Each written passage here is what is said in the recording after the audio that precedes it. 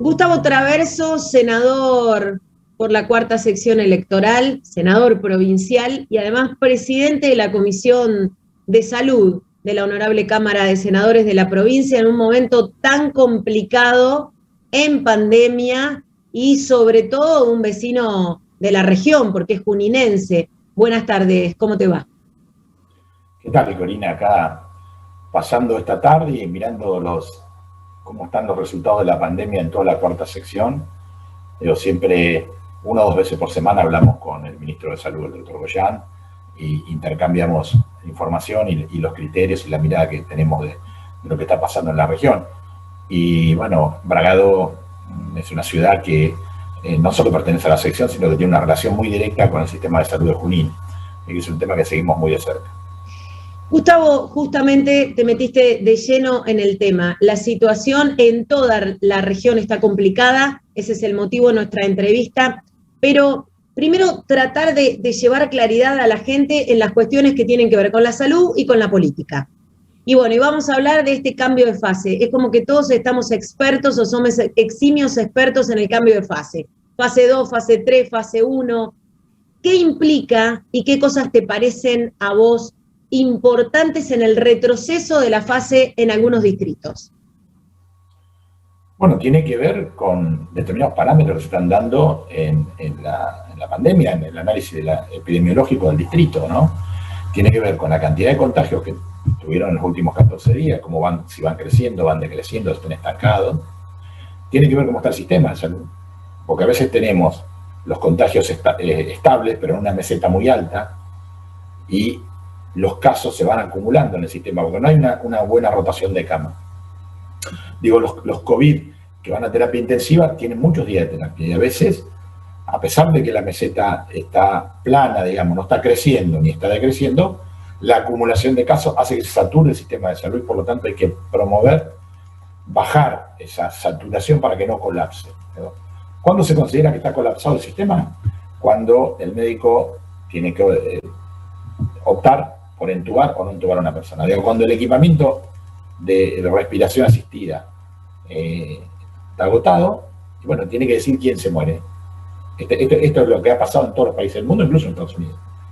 En Nueva York, en varios estados de Estados Unidos, ha pasado que en determinado momento los especialistas, los intensivistas tuvieron que decidir a quién le ponían el respirador. Bueno, esto en Argentina no ha pasado nunca, pero cuando el sistema se satura, el paso siguiente es el colapso. El colapso es cuando hay que tomar decisiones de estas características y hay que evitar el colapso.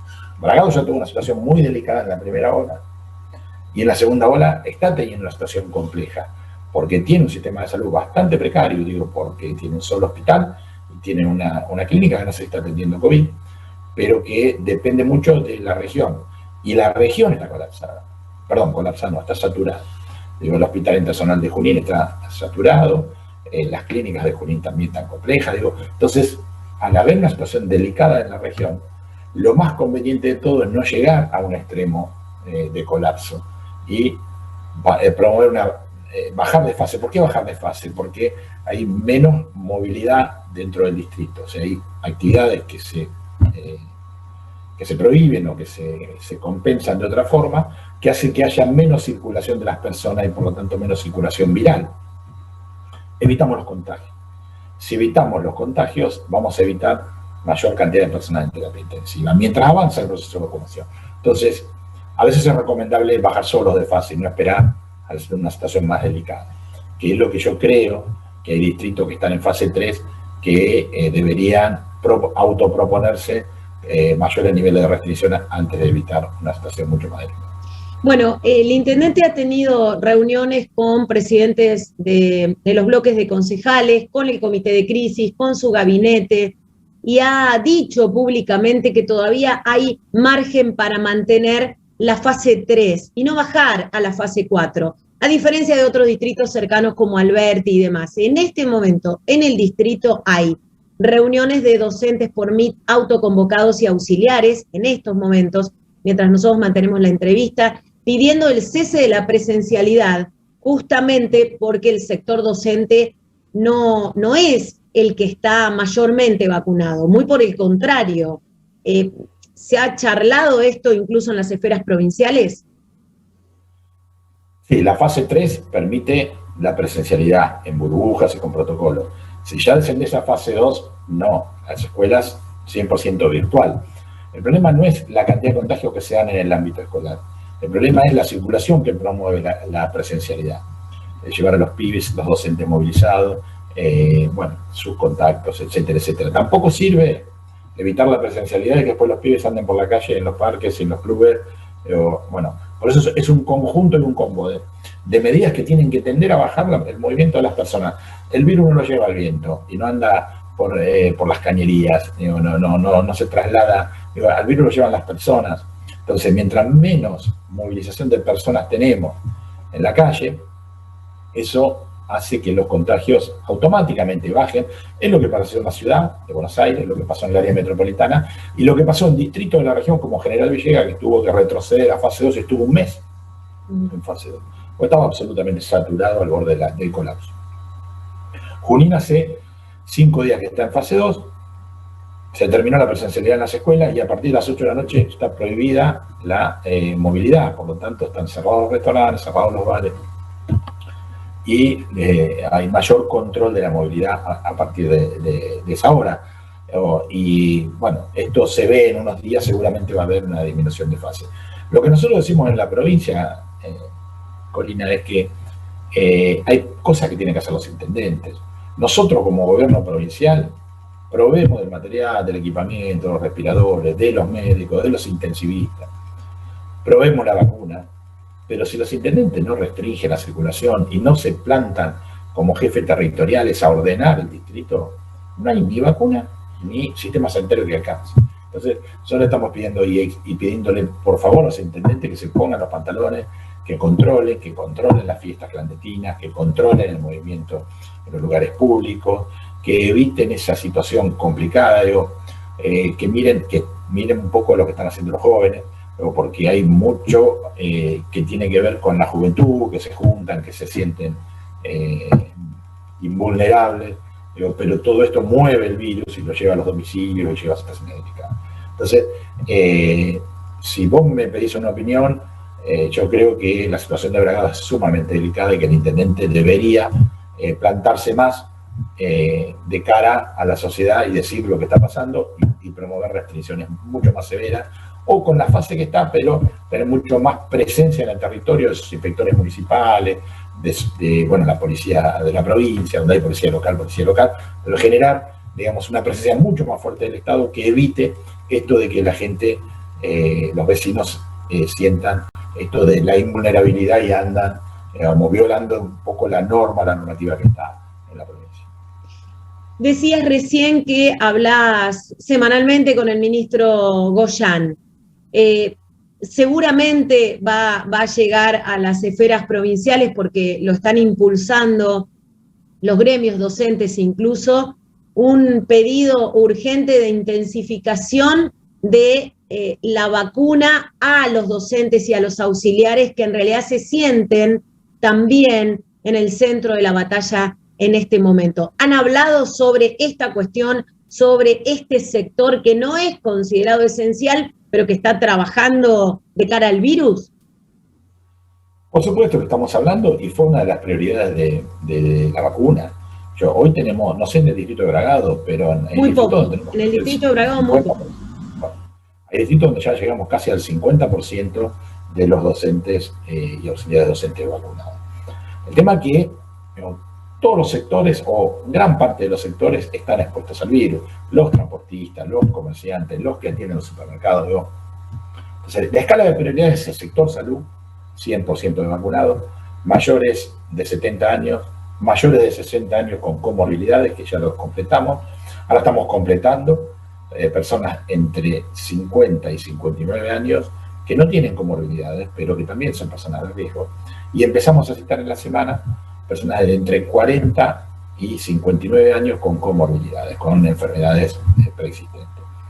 Todo esto nos va a permitir llegar a mediados de junio con la mayor población de riesgo vacunada y por supuesto que también va el personal docente en la medida que estén en esta franja etaria o que tengan comorbilidades. Y después terminaremos, digamos, ya a partir del 15 de junio en adelante con el resto del personal.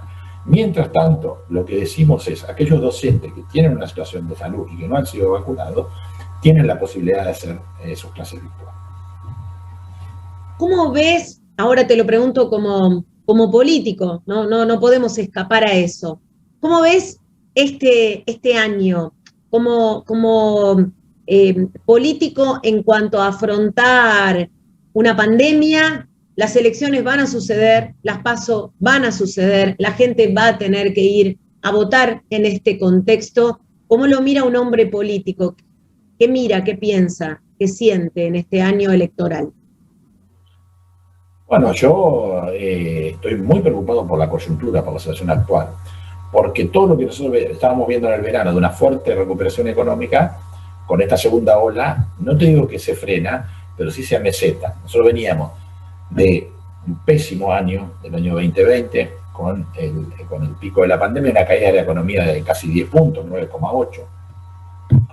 Y ya en el último trimestre, en el cuarto trimestre del 2020 y el primer trimestre del 2021, una fuerte recuperación de algunos sectores dispares, pero la construcción por las nubes, la industria creciendo enormemente, digamos, sectores que algunas partes del comercio también creciendo fuerte, siempre con alguna dificultad, algún tipo de comercio que otro, pero digamos una recuperación importante de la economía. Bueno, esto nos llena de incertidumbre. Y por lo tanto, como dirigente político, digo, no solo me preocupa la pandemia, me preocupa la cuestión sanitaria, sino que también me entra a preocupar que la economía no se alcanza a recuperar. Porque para recuperar 10 puntos de caída tiene que crecer fuertemente la economía. ¿Por qué? Digo, porque como todo dirigente político nos preocupa la situación de pobreza e indigencia que genera la pandemia. Primero lo que generó el macrismo en 4 años. Ahora, cuando queremos salir y empezamos a construir la idea de un proyecto político y económico que recupere el ingreso de los trabajadores argentinos, de los desposeídos, de los jubilados, no viene la pandemia.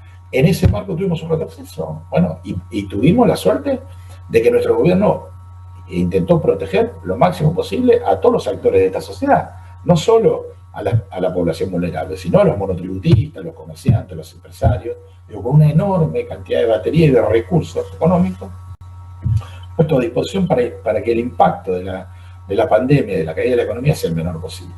Cuando nosotros arrancamos este año dijimos, bueno, este es el año de la recuperación, de la vacunación y la recuperación económica. El 15 de marzo se nos vino la segunda ola. Entonces, claro que estoy muy preocupado y es un año electoral. Bueno, las medidas que hay que tomar no hay que pensar si son antipáticas o son simpáticas, son todas antipáticas. Corina, acá no hay medidas simpáticas. Todas las medidas que estamos tomando, sobre todo las que tienen que ver con las restricciones, son antipáticas. Porque la sociedad está acostumbrada a salir, a consumir, a juntarse, a ir a una peña, a darle un beso y un abrazo a los familiares, a los hijos. Bueno, todas las medidas que nosotros estamos tomando, ¿no?, son antipáticas, son las medidas que hay que tomar. Por eso yo le digo a los intendentes, que no tomen o no pongan las medidas mirando las encuestas, lo tienen que hacer mirando los y las vecinas que se mueren, que se infectan, que tienen problemas. Y yo creo que en el mediano y largo plazo los pueblos van a saber qué dirigente político los cuidó y qué dirigente político los entregó, por egoísmo, por especulación. Pero porque no es lo mismo tener un intendente que cuida a los vecinos y un intendente que especula todo el tiempo con un doble discurso, con chicana, que dice una cosa y hace otra, que dice que va a aplicar una medida restrictiva y después no la aplica, que esos inspectores no están en la calle, no están cumpliendo la tarea que tienen que hacer. Pero me parece que los vecinos, las vecinas de la provincia de Buenos Aires y de la Argentina van a saber quién los cuidó, digo, porque no todos tienen la oportunidad de vivir aislados en excelentes condiciones o de ir al exterior a vacunarse. ¿No? Esto me parece que es lo que nos está pasando. Hay fuertes demostraciones de que hay una fuerza política en la Argentina que boicoteó el proceso de cuidado de la pandemia desde el primer momento. Desde las movilizaciones que realizaban, de las movidas antivacuna, anticuarentena, que quemaban barbijo. Todo esto nosotros lo vimos, denuncias penales contra el presidente y contra el gobernador, porque decía que estábamos envenenando, que hemos hecho un negocio con los rusos. Toda esta situación la vimos, ¿no?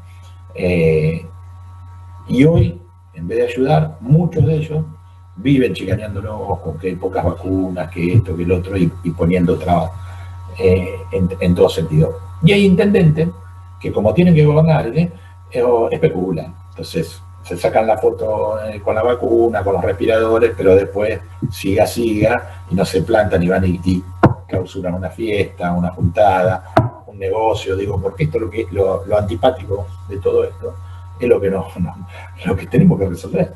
Digo, la política no es solamente mirar encuestas y sonreír. Digo, también a veces hay que poner la cara que hay que poner y hay que tomar las medidas que hay que tomar. Y esto el gobernador y el presidente lo vienen haciendo, a muchas veces contra su imagen y contra la opinión pública. La última pregunta, cuando salís a la calle, imagino brevemente, o hacer tus cosas diarias y te encontrás con el vecino, con la vecina en Junín, ¿qué te plantea? ¿Por dónde pasa el planteo hoy? Que lo tenemos que cuidar. La gran mayoría de los vecinos dicen que por favor, que nos cuiden, que los vacunemos, que estemos, cuidar a la sociedad. Después es cierto, yo vivo en una zona céntrica, hay muchos jóvenes que parece que viven en otro planeta, porque también hay una actitud de no hablar con los jóvenes, como que los jóvenes son de otro mundo, como que no entienden, como que son egoístas, entonces los padres no hablan, y las autoridades tampoco. Digo, me parece que con los pibes hay que hablar, porque los pibes son marcianos, viven en nuestra sociedad, y son como los criamos nosotros, son solidarios o son egoístas. Y cuando uno habla y le habla de frente, porque todos tenemos hijos, yo tengo hijos adolescentes, hijos, cuando uno habla, los chicos entienden.